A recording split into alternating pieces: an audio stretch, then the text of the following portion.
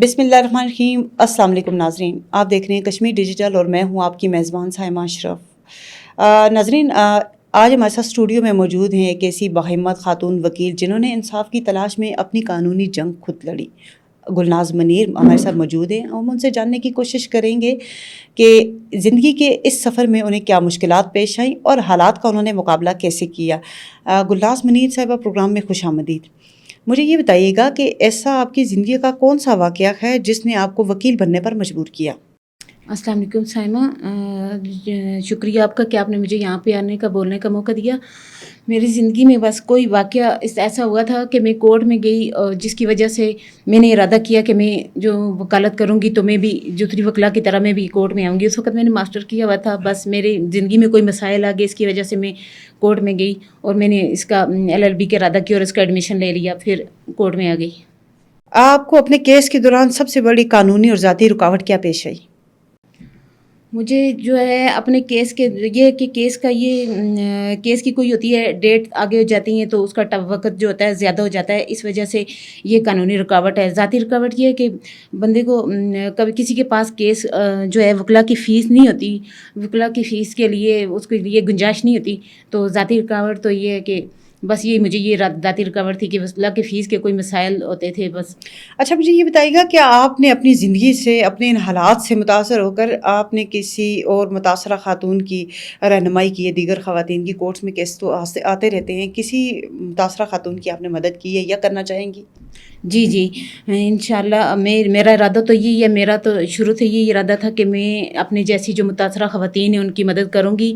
تو ایک عورت آتی تھی یہاں پہ ادھر پیچھے والی سائڈ کی کہیں آتی تھی ایک عورت، تو وہ اس کا یہ تھا، اس کا مسئلہ تھا کہ اس کے جو ہسبینڈ تھے تو انہوں نے اس کو ڈائیورس دے کے تو اس کو جو ہے ساری جو اس کی زمین تھی، مہر کا جو مکان وغیرہ تھا تو وہ اس سے کسی کو بیچ کے چلے گئے نا۔ تو پھر جو ہے وہ عورت ادھر انصاف کے اصول میں پھرتی تو میں نے اس کو یہ کیا تھا کہ میں نے اس کو میڈیا والوں کے حوالے کر دیا تھا۔ میں نے کہا اس کے جو بچے ہیں تو ان کی آپ جو کسی SOS میں کسی ادارے میں اس کو جو ہے ان کا ایڈمیشن کروا دیں تو مالی لحاظ سے اس کی کیسز کی لحاظ سے اس کی جو ہے آپ نے سپورٹ کرنی ہے۔ تو آئندہ بھی میرا ارادہ ہے کہ میں جو بھی متاثرہ خواتین آئیں تو ان کی میں خود کیس بھی میں خود کروں، تو کیونکہ میں نئی ابھی کورٹ میں آئی ہوں تو میرا ارادہ یہی ہے کہ میں جو متاثرہ خواتین آتی ہیں میں ان کے جن کے پاس سورسز نہیں ہوتے تو میں ان کے کیس جو ہے تو فری میں کروں، تو جس کی جو جتنی گنجائش ہوتی ہے اس حساب سے میں اس کے جو ہے اس سے سلوک کروں۔ اچھا، مجھے یہ بتائیے گا، چونکہ آپ وکیل بھی ہیں، متاثرہ خاتون بھی رہی ہیں، فیملی میں 100 چیزیں ہوتی ہیں، یا آپ کو کبھی دباؤ، دھمکی یا سماجی مخالفت کا سامنا کرنا پڑا ہے؟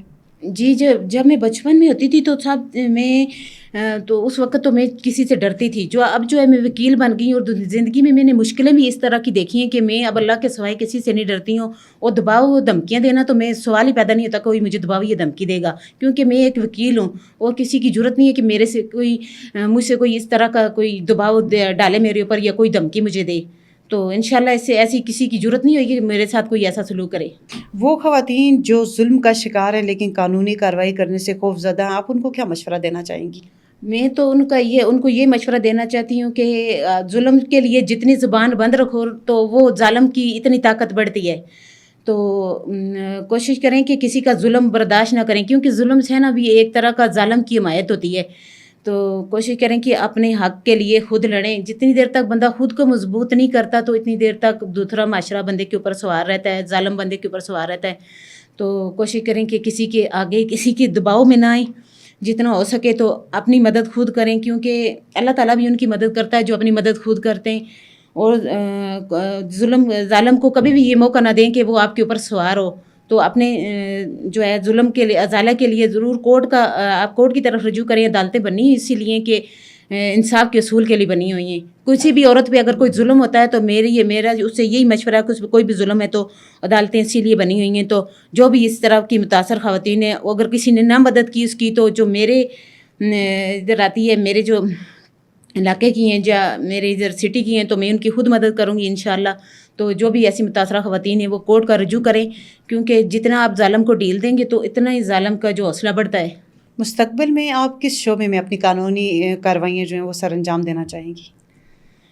جی سائمہ، میرا تو یہ ارادہ تھا کہ جو مظلوم خواتین میری طرح کی آتی ہیں، کوئی بھی مظلوم آتا ہے، کوئی بھی جو کسی کا دبایا ہوا ڈرایا ہوا انسان آتا ہے کورٹ میں، میری یہ ارادہ ہے کہ میں اس کی مدد کروں. میرا یہ ارادہ ہے کہ میں انصاف کی جو ہے تو انصاف کے ساتھ کھڑی ہوں، کسی ظالم کے ساتھ کھڑی نہ ہوں، بلکہ ایک مظلوم اور ایک جو ہے حقدار اس کے ساتھ کھڑی ہوں.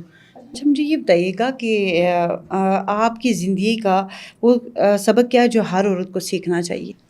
زندگی کا سبق یہ ہے کہ بندے کو چاہے مشکلیں زندگی میں بہت مشکلیں اور آزمائشیں زندگی کا حصہ ہیں، تو مشکلیں آتی رہتی ہیں، تو اس سے بندے کو مقابلہ کرنا چاہیے. مشکلوں سے ڈر کے بندے کو چھپنا نہیں چاہیے، پیچھے نہیں ہٹنا چاہیے، بلکہ اس کا مقابلہ کرنا چاہیے. میری زندگی میں بہت مشکلیں آئیں، میرا کوئی بھی رشتہ نہیں تھا اللہ کے سوائے دنیا میں، لیکن میں نے اللہ کے بھروسے پہ، جس کا اللہ ہوتا ہے تو اسے کسی کا ڈر نہیں ہوتا ہے، میں نے اللہ کے بھروسے پہ ہر ایک نے گرانے کی کوشش کی اپنے پرائیوں نے، لیکن میں نے کبھی بھی اللہ کا بھروسہ نہیں چھوڑا، اللہ پہ امید میں نے کبھی نہیں چھوڑی. میں ہر ایک عورت کو یہی مشورہ دیتی ہوں، ہر انسان کو جو مظلوم ہو اس کو یہ مشورہ دیتی ہوں کہ اللہ کی ذات پہ امید کبھی نہیں چھوڑنا اور کبھی ہمت نہیں ہارنا. تو اس طرح اللہ پاک بھی اسی کے ساتھ دیتے ہیں جو خود اپنی مدد کرتے ہیں. اچھا مجھے یہ بتائیے کہ آپ کیا سمجھتی ہیں کہ عدالتی نظام میں یا ہمارے جو قانونی جو انصاف فراہم کرنے والے ادارے ہیں ان میں جو ہے خواتین کو سب سے بڑا مسئلہ کیا درپیش ہوتا ہے؟ خواتین کو قانونی نظام میں تو یہ کہ آج قانون جو ہے عورت کا قانون ہے. آج جتنا کورٹ میں عورت کی بات سنی جاتی ہے اتنی ایک مرد کی بات نہیں سنی جاتی. ایک مظلوم عورت چاہے کورٹ میں ایک عورت جاتی ہے وہ چاہے اپنی جگہ ٹھیک ہے یا نہیں، لیکن کورٹ جو ہے اس کو انصاف ہی دیتا ہے. تو ہماری جو عدالتیں ہیں تو اس کو انصاف ہی دیتی ہیں. یہاں پہ ہماری عدالتوں میں عورت کے ساتھ جتنا انصاف ہوتا ہے ایک مرد کے ساتھ تقریباً اس سے کم ہی ہوتا ہے. تو جو بھی جو ہوتا ہے تو ہمارے عدالتوں میں انصاف کو جو ہے عورت کے حق میں زیادہ اس کے انصاف کا فیصلہ عورت کے حق میں کیا جاتا ہے، مرد کے حق میں بھی کیے جاتے ہیں انصاف کے فیصلے، لیکن عورت کی جو ہے نا زیادہ رہنمائی کی جاتی ہے. اور عورتوں کے حق میں ہماری جو ہے تقریباً سٹی کی جو کورٹ ہے تو یہ اس میں کہتی ہوں کہ یہ بہت اچھی ہے. اس میں ہر عورت کا چاہے وہ حقدار ہے یا نہیں، چاہے وہ اپنی جگہ وہ ٹھیک ہے یا نہیں، لیکن اس کے حق میں فیصلہ ہوتا ہے. بہت شکریہ گلناز منیر، آپ نے اپنے وقت میں سے وقت نکالا اور ہمارے پوڈ کاسٹ میں تشریف لائیں. جی یہ تھی گلناز منیر صاحبہ جن سے ہم نے تفصیلی بات کی اور یہ جاننے ملی کہ عورت کسی بھی دور میں جو ہے وہ ناکام نہیں رہی یا وہ کمزور نہیں ہے، لیکن اس کو اپنی مدد کے لیے خود آگے بڑھنا پڑے گا. ایک نئے پروگرام میں نئے مہمان کے ساتھ آپ کی خدمت میں پھر حاضر ہوں گے، تب تک کے لیے خدا حافظ.